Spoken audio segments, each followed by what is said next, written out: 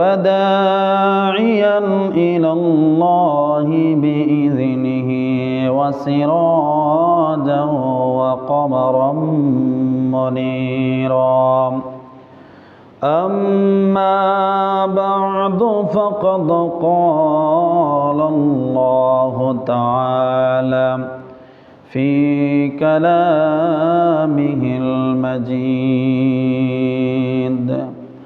وفي فرقانه الحميد أعوذ بالله من الشيطان الرجيم بسم الله الرحمن الرحيم كيف تكفرون بالله وكنتم أمواتا فأحياكم ثم يميتكم ثم يحييكم ثم إليه ترجعون صدق الله العظيم وصدق رسوله النبي الحبيب الكريم في شان حبيبه ومحبوبه مخبرا وآمرا إن الله وملائكته يصلون على النبي يا أيها الذين آمنوا صلوا عليه وسلموا تسليما اللهم صل على سيدنا مولانا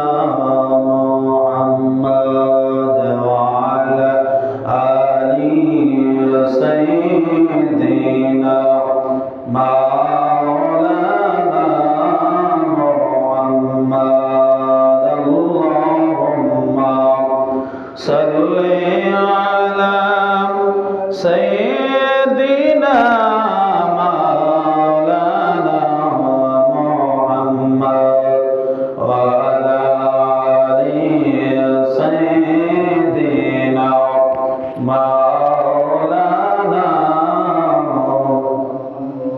ডানে মাটি বামে মাটি মাটির হবে বিছানা ডানে মাটি বামে মাটি মাটির হবে বিছানা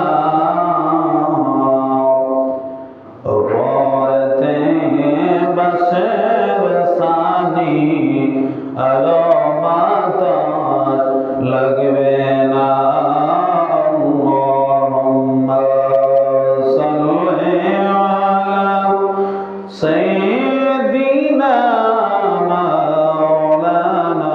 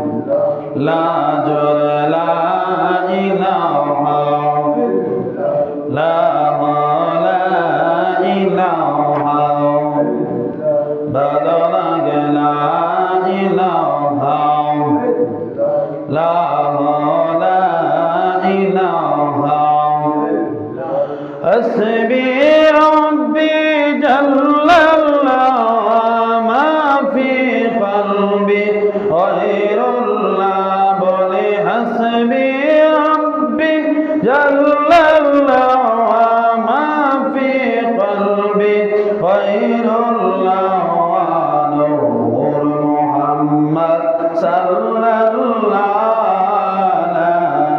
ইলাহা ইল্লাল্লাহ সুবহানাল্লাহ walhamdulillah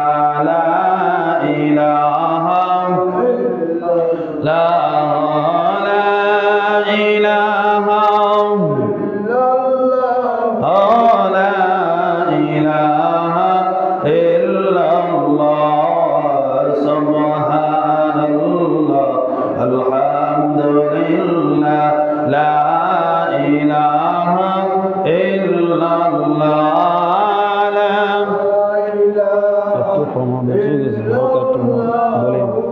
লা ইলাহা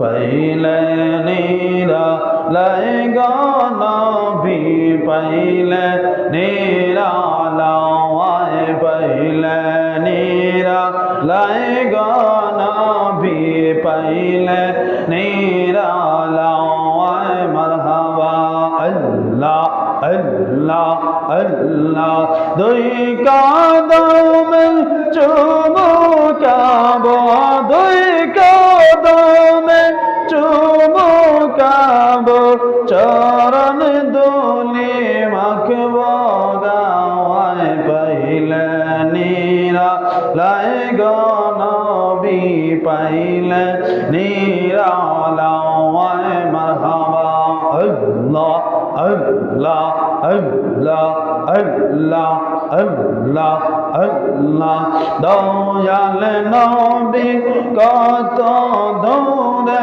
লোহিত সাগরের তীরে দয়াল নবী কত দৌড়ে লোহিত সাগরের তীরে মদিনারে সোনার গৌরে মদিনারে সোনার গৌরে আছেন তিনি সর্বদায় পাইলে নিরালায় গনবী পাইলে নিরালায় পাইলে নিরালায় গনবী পাইলে নিরালায় দুই কাদমে চুমুকাবো দুই কদমে চুমুকাবো চরণ দোলে মাখবো গাওয়ায় পাইলে নীরা লাইগো নবী পাইলে নীরা লাওয়ায় মারহাবা আল্লাহ আল্লাহ আল্লাহ আল্লাহ আল্লাহ আল্লাহ উম্মতি উম্মতি বলে কাঁদেন নবী জীবন বরে উম্মতি উম্মতি বরে কাঁদলেন নবী জীবন বরে কোন কাঁদেন নবী কোন কাঁদেন নবী পাপী উম্মতের মায়ায় পাইলে নিরালায় গো নবী পাইলে নিরালায় পাইলে নিরালায় গো নবী পাইলে নিরালায় দুই কদমে চুমুকাবো দুই কদমে চুমুকাবো চরণ দুলি মাখবো গাওয়ায় পাইলে নিরালাই গো নবী পাইলে নিরালায় পাইলে নিরালাই গো নবী পাইলে নিরালায় আমরা দুই কদমে চুমুকাবো দুই কদমে চুমুকাবো চরণ দুলি মাখবো গাওয়ায় পাইলে নিরালায় গো নবী পাইলে নিরালায় পাইলে নিরালায় গো নবী পাইলে নিরালায় মারহাবা আল্লাহ আল্লাহ আল্লাহ আল্লাহ আল্লাহ আল্লাহ আল্লাহ আল্লাহ লা ইলাহা ইল্লাল্লাহু মুহাম্মাদুর রাসূলুল্লাহ সাল্লাল্লাহু আলাইহি ওয়াসাল্লাম। আলহামদুলিল্লাহ। সম্মানিত প্রিয় হাজরিন, মুসল্লিয়ান কিরাম, মুরব্বিয়ান আযম, যুবক ভাইরা, ছোট ছোট সোনামণিরা, মহান রব্বুল আলামিনের দরবারে আমরা অসংখ্য অগণিত শুকরিয়া আদায় করি, শুকর এবং সুজুদ আদায় করি যে মহান রব্বুল আলামিন আপনি আমাকে অতি দয়া করে মায়া করে দুনিয়ার নানান অশ্লীল কাজ কর্ম থেকে বাছাই করে করে আল্লাহ রাব্বুল আলামিন আমাদেরকে আসার এবং বসার তৌফিকটুকু দান করেছেন। সেই মহান মুনিবের দরবারে আমরা অন্তরে অন্তঃস্থল থেকে কালেমাতুশ শুকর আদায় করে সবাই মহব্বতে বলে আলহামদুলিল্লাহ। লক্ষ কোটি দরুদ আর সালাত আর সালাম ওই নবীর নুরানি কদম মুবারকে, যিনি হায়াতুন নবী, জিন্দা নবী, যিনি গায়েবের খবর দেনে ওয়ালা, উম্মতদেরকে তরানে ওয়ালা, বাঁচানে ওয়ালা, সেই নবীর উম্মত হিসাবে আল্লাহ রাব্বুল আলামিন আপনি আমাকে কবুল করেছেন। আবার আমরা খুশি হয়ে বলি আলহামদুলিল্লাহ। আওয়াজটা কিন্তু জোরে হয় নাই, আস্তে আস্তে হয়েছে। আমরা শুকরিয়া আদায় করতে খুশি না বেজার? জোরে বলেন, খুশি না বেজার? আলহামদুলিল্লাহ। যখন বান্দা আলহামদুলিল্লাহ বলে, মহান রব্বুল আলামিন আকাশ থেকে জমিন পর্যন্ত যতটুকু ফাঁকা জায়গা আছে সেই ফাঁকা জায়গা পরিমাণ বান্দার আমল নামার মধ্যে আমার আল্লাহ নেকি দিয়ে ভরপুর করে দেয়। আওয়াজে বলি আলহামদুলিল্লাহ। একটু জোরে বলি সুবহানাল্লাহ। শুধু তাই নয়, আলহামদুলিল্লাহ লিখতে 8টা অক্ষর লাগে। কথাগুলো মনে রাখবেন। আলহামদুলিল্লাহ লিখতে 8টা অক্ষর লাগে। যদি কোনো ব্যক্তি একটা হরফ উচ্চারণ করে তার আমল নামার মধ্যে মহান আল্লাহ রাব্বুল আলামিন 10টা নেকি দিয়ে ভরপুর করে দেয়। যদি বলি সুবহানাল্লাহ। যদি একটা হরফ আরবি একটা হরফ উচ্চারণ করলে মহান রব্বুল আলামিন তার আমল নামার মধ্যে 10টা নেকি দিয়ে ভরপুর করে দেয়, তাহলে ওই আলহামদুলিল্লাহ লিখতে 8টা অক্ষর লাগে। যেই ব্যক্তি ঈমানের সহিত অন্তরের অন্তঃস্থল থেকে মহব্বতের সহিত একবার আলহামদুলিল্লাহ উচ্চ আওয়াজে আদায় করে, মহান রব্বুল আলামিন বান্দার আমল নামার মধ্যে সাথে সাথে 80টা নেকি দিয়ে ভরপুর করে দেয়। জোরে বলি সুবহানাল্লাহ। আর একটু জোরে বলি সুবহানাল্লাহ। সম্মানিত প্রিয় হাজিরিন, এমন একটা মাস আমাদের সামনে উপস্থিত এবং রানিং মাস চলতেছে। সেই মাসটা আরবিতে বলা হয়েছে পবিত্র শাবান মাস। এই মাসের পরপরই পবিত্র রমজানুল মুবারক মাস, খুশির মাস, আনন্দের মাস, মুমিনদের জন্য খুশির মাস। এখন শাবান মাস চলতেছে। এই শাবান মাস এমন একটা ফজিলতের মাস। আল্লাহর নবী বলেন, আল্লাহুম্মা বারিক লানা ফি রজব ওয়া শাবান ওয়া বাল্লিগনা রমাদান। আল্লাহর নবী বলেন, হে আল্লাহ, রজব মাস এবং শাবান মাসের বরকত ফজিলত আমাদেরকে দান করে দাও। ওয়া বাল্লিগনা রমাদান, রমজান মাস পর্যন্ত আমাদেরকে পৌঁছাইয়া দাও। জোরে বলি সুবহানাল্লাহ। এই শাবান মাস বরকতের মাস, ফজিলতের মাস, মুমিনদের খুশির মাস, গুনাহ মাফের মাস। গত বছর এই মাসের মধ্যে অনেক মানুষ উপস্থিত ছিল, তাকায় দেখেন অনেক মানুষগুলা এই মাসের মধ্যে, আজ এই মাসের মধ্যে তারা জীবিত নাই, অন্ধকার কবরে। মনে রাখবেন, কেউ আগে অথবা কেউ পরে, ঠিকই আমরা কিন্তু একদিন চলে যেতে হবে, আপন বাড়িতে আপন ঘরের মধ্যে যেতে হবে। আমরা মনে করি দুনিয়ার যে ঘরটা আছে, বিল্ডিংটা আছে, এটাই আমাদের আপন ঘর। না, এটা আমাদের জন্য আপন ঘর নয়, এটা ক্ষণস্থায়ী ছোট্ট একটা ঘর। আপনার আমার আপন জায়গা, আপন ঘর এই 3.5 হাত অন্ধকার কবর, মাটির নিচে আপনি আমার আসল ঠিকানা। কথা বলেন ঠিক কিনা? এটা আমরা সবাই তো জানি। তাহলে ওই কবরটাকে, আপন আপন ঘরটাকে, কবরটাকে চোখের সামনে বাসাইবেন, চোখের সামনে অনুধাবন করবেন, আর আলোচনাগুলো শুনবেন, হৃদয়টাকে নরম করবেন। আল্লাহর নবী বলেন, যেই ব্যক্তি কমপক্ষে 10 বার মরণের কথা স্মরণ করে, মরণের কথা তার অন্তরের মধ্যে ধারণ করে, ইন দি মিন টাইমে যদি ওই বান্দা মারা যায়, কবরের চিন্তা করার কারণে, কবরের কথা মনে রাখার কারণে, কবরের ভয় অন্তরে রাখার কারণে যদি ওই ব্যক্তি মারা যায়, আমার আল্লাহ রব্বুল আলামিন বান্দাকে 100 শহীদের সওয়াব দেওয়া হবে।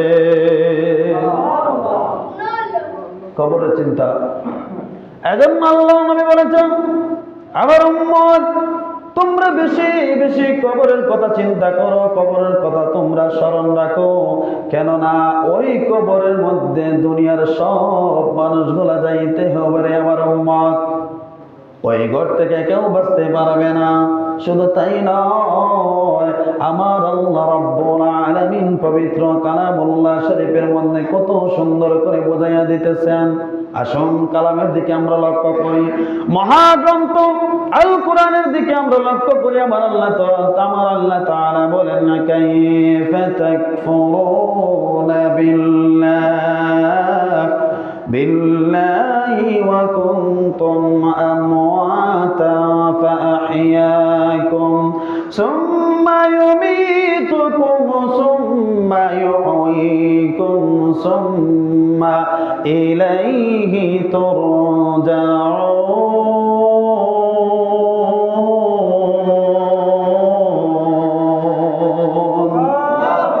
আমার আল্লাহ বলেন, দুনিয়ার মানুষ তোমরা কিভাবে আমি আল্লাহকে অস্বীকার করো, কিভাবে তোমরা আমি আল্লাহকে অস্বীকার করবা রে বান্দা।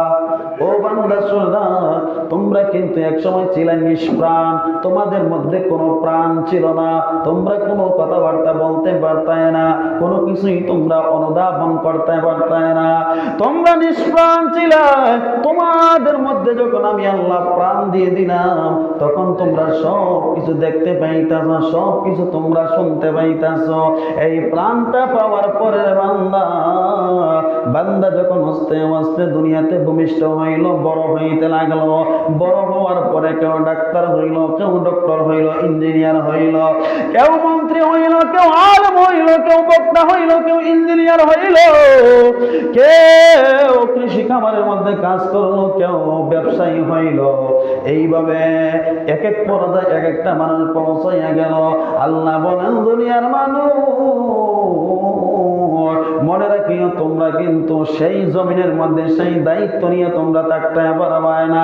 বক্তাগিরি কইরা সারা জীবন থাকতে পারবে না, ইঞ্জিনিয়ার হইয়া সারা জীবন তোমরা থাকতে পারবে না।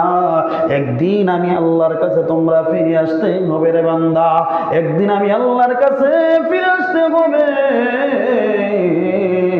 আমি আল্লাহ যখন তোমাদেরকে ডাক দিব, ডাক দেওয়ার সাথে সাথে আমি আল্লাহর পথে ফিরে আসতে হবে। কথা বলেন ঠিক কিনা? আমরা আল্লাহর রাস্তায় যেতে হবে। মহান মালিক যখন ডাক দিবে, দুনিয়ার সফর শেষ করে পরকালের জন্য প্রস্তুতি নিতে হবে রে বান্দা। আমার আল্লাহ রব্বুল আলামিন এই দুনিয়া থেকে আমাদেরকে একদিন নিয়ে যাবে, এই দুনিয়ার মধ্যে পরীক্ষার জন্য আমাদেরকে পাঠিয়েছেন। যখন আমার আল্লাহ বলে, বান্দা এই হায়াতে জিন্দগির সাথে সাথে আমি আল্লাহ আর একটা জিনিস জয়েন করে দিলাম, সেই জয়েনটা হয়েছে আপনি আমার মৃত্যুর সংবাদ। কথা বলেন ঠিক কিনা? মানুষ যখন ইন্তেকাল করার পরে এক মুমিন আর এক মুমিনের ইন্তেকালের খবরটা শোনার পরে পরে আমরা করি ইন্না লিল্লাহি ওয়া ইন্না ইলাইহি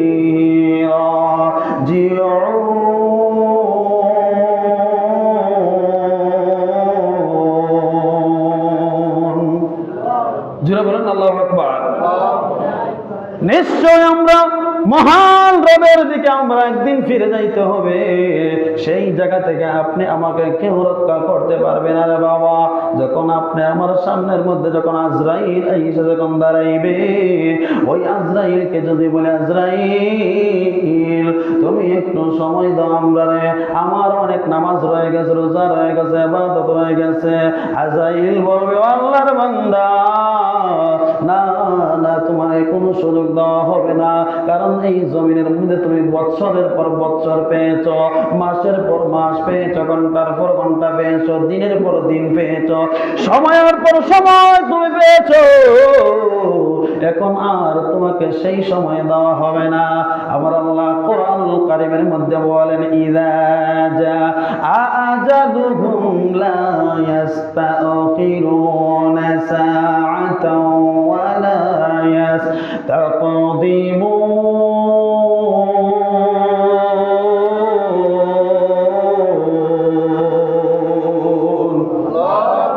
আমার আল্লাহ বলেন দুনিয়ার মানুষ, যে সময় আমি আল্লাহ তোমাদের সময়টাকে নির্ধারিত করে দিয়েছি, ওই নির্ধারিত সময় মোতাবেক আজরাইল যখন তোমার সামনের মধ্যে যাইয়া দাঁড়াইবে, যেই সময় আজরাইল তোমার সামনে দাঁড়াইবে, একটা সেকেন্ড আগেও হবে না, একটা সেকেন্ড পরেও হবে না, নির্ধারিত টাইমে আজরাইল আপনি আমার জান কবজ করে নিয়ে যাবে।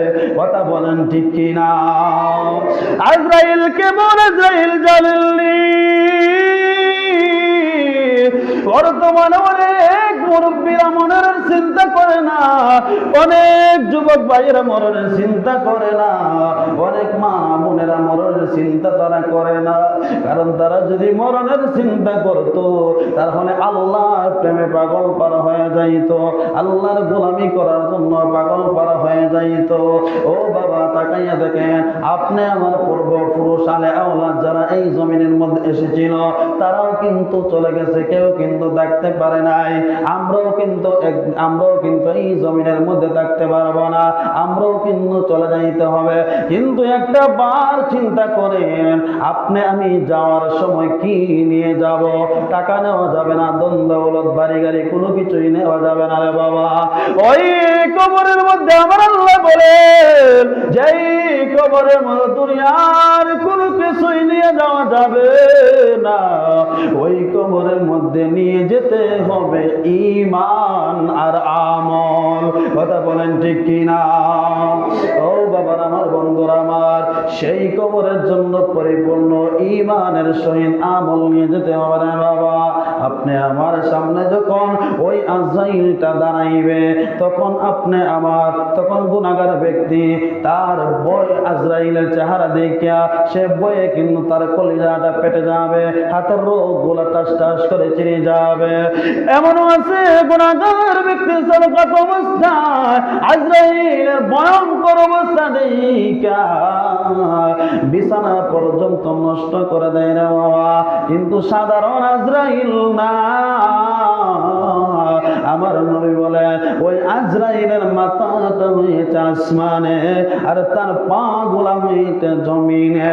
শুধু তাই নয়, ওই আজরাইলের মাথার মধ্যে যদি 7 সমুদ্র 13 নদীর পানি যদি তার মাথার মধ্যে দেওয়া হয়, বিন্দু পরিমাণ 1 ফোঁটা পানিও জমিনের মধ্যে পড়বে না। কথা বলেন ঠিক কিনা? আমার মরণের কতদিন বাকি আমি জানিলাম না গো আল্লাহ, মরণের কতদিন বাকি সবাই আমার মরণের কতদিন বাকি আমি জানিলাম না গো আল্লাহ মরণের কতদিন বাকি আর আজরাইল আসিয়া যখন হস্তে দিবা ধরি আজরাইল আসিয়া যখন হস্তে দিবা ধরি তখন আমার মনাবাই পরবাই লুকা লুকি আমি জানিলাম না গো আল্লাহ মরণের কতদিন বাকি বাবা গুনগুন করিয়া এই নাতটা বলেন আর কবরের কথাটা স্মরণ করেন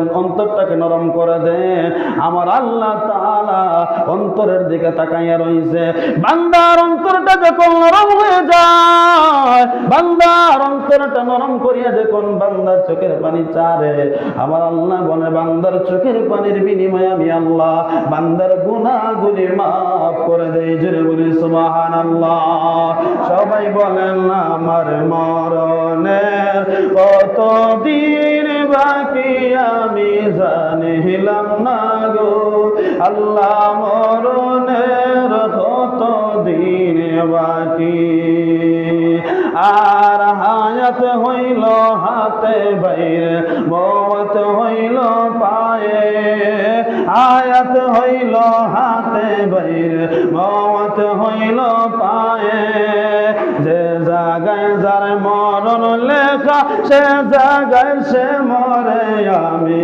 জানিলাম না গো আল্লাহ মরণের কতদিন বাকি আমার মরণের কতদিন বাকি আমি জানিলাম না গো আল্লাহ মরণের কতদিন বাকি আর 40 দিনের আগে বাইরে মওতের নিশানি 40 দিনের আগে বাইরে মওতের নিশানি জমদে বান্দানি বা চৌকে দিয়া আন্দি আমি জানিলাম না গো আল্লাহ মরণের কতদিন বাকি আমার মরণের কতদিন বাকি আমি জানিলাম না গো আল্লাহ মরণের কতদিন বাকি আল্লাহ মরণের কতদিন বাকি আওয়াজ দিয়ে বলা যাবে কি মারহাবা দুনিয়ার মানুষ এই মরণটা আপনি আমার জন্য সাধারণ মরণ না ইমানদারের জন্য মরণটা অত্যন্ত সহজ আর বেঈমানদের জন্য মরণটা কিন্তু অত্যন্ত সহজ মরণ না রে বাবা আল্লাহর নবীজির কলিজার টুকরা স্ত্রী আমাদের আম্মা জান হযরতে খাদিজাতুল কুবরা রাদিয়াল্লাহু তাআলা আনহা একদিন মনটা খারাপ করে দুর্বল হয়ে ওনার বাসার মধ্যে বসে আছেন ঘরের মধ্যে রওজার মধ্যে আল্লাহর নবী যখন ঘরের মধ্যে প্রবেশ করলেন প্রবেশ করার পরে গো নবীজি জিজ্ঞাসা করলেন খাদিজা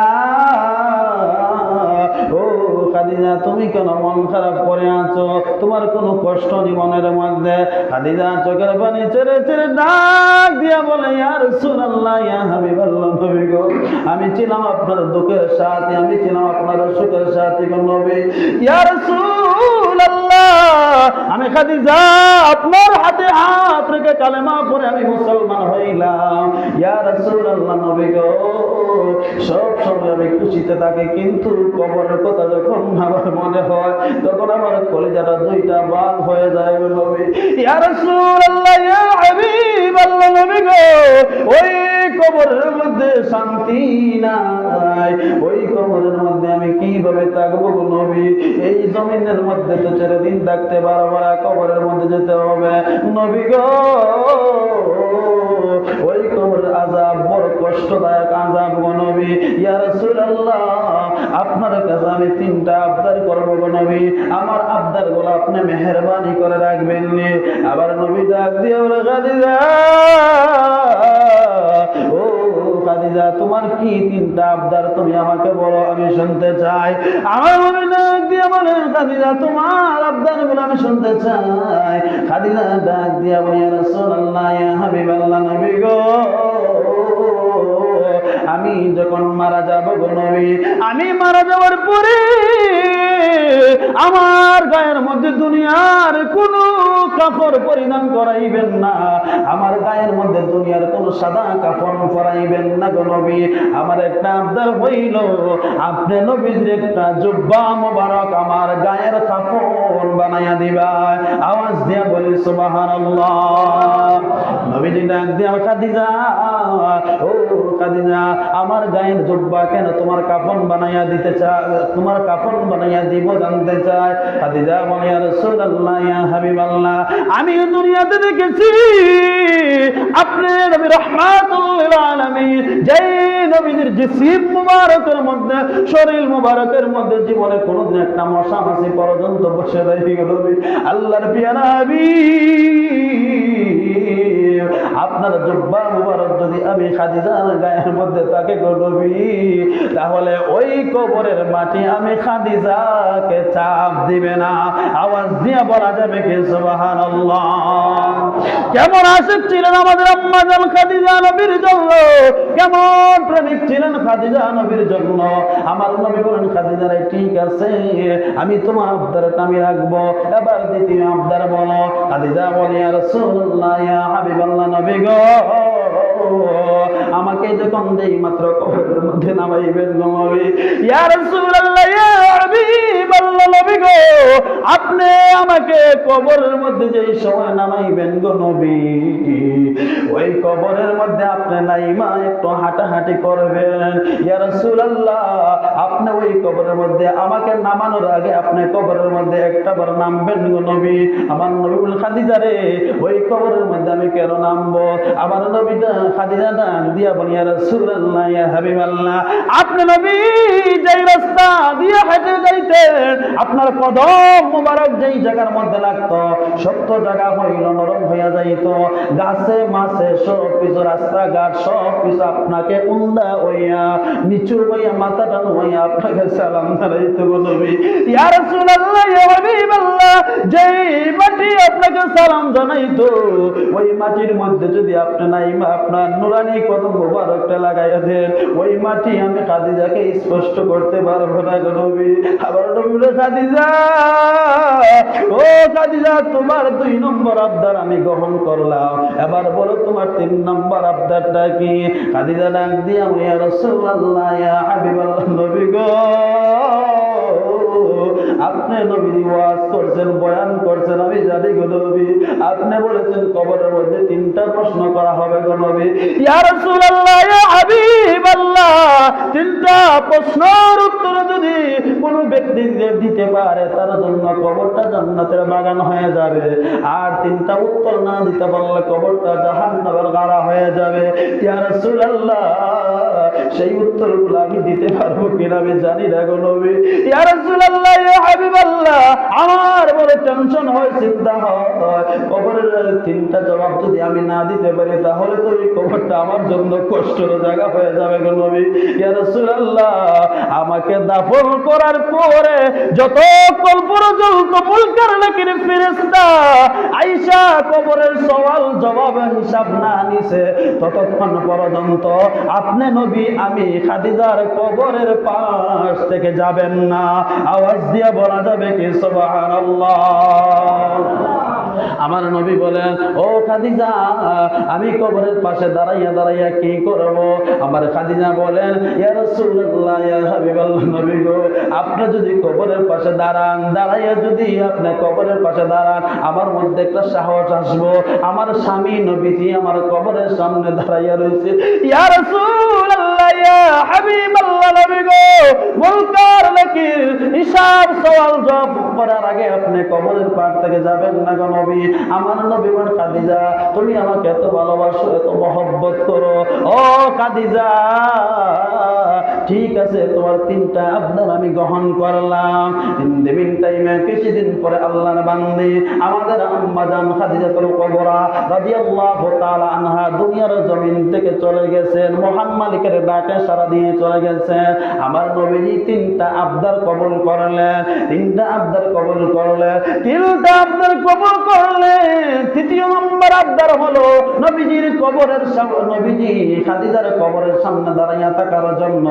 আমার নবীজি খাদিজাকে দাফন করার পরে আমার নবীজি কবরের সামনে দাঁড়াইয়া চোখের পানি ছেড়ে ছেড়ে কান্না করতেছে, চোখের পানি ছেড়ে ছেড়ে কান্না করতেছে। সাহাবীরা বলে, ইয়া রাসূলুল্লাহ, ইয়া হাবিবাল্লাহ নবী গো, আপনি কবরের পাশে তাইকে কাঁদবেন না, আপনার কান্দন আমরা সইতে পারি না গো নবী, আপনি কবরের পাশ থেকে বাসায় চলে আসেন। আমার নবী বলেন, সাহাবীরা রে, ও সাহাবীরা, আমার খাদিজা কবরের মধ্যে কিভাবে আছে রে? আমার খাদিজা 3 নম্বর আবদার আমি পূরণ না করি আমি বাসায় যাইতে পারি না। ইন দ্য মিন টাইমে আমার আল্লাহ জিবরাইলকে পাঠাইয়া দিলেন, জিবরাইল, ও জিবরাইল, যাও যাও যাও রে, আমার বন্ধুকে জানাইয়া দাও, আমার হাবিবকে জানাইয়া দাও, খাদিজার কবরের সামনে দাঁড়াইয়া দেখা লাগবে না। খাদিজার কবরের মধ্যে আমি আল্লাহ মুনকার নাকির ফেরেশতা পাঠাই ওরা জিবরাইল, কারণ খাদিজার সব জবাবের হিসাবের দায়িত্ব আমি আল্লাহ নিজে স্বয়ং নিয়ে নিছি। জোরে বলি সুবহানাল্লাহ, আর তো জোরে বলুন না সুবহানাল্লাহ।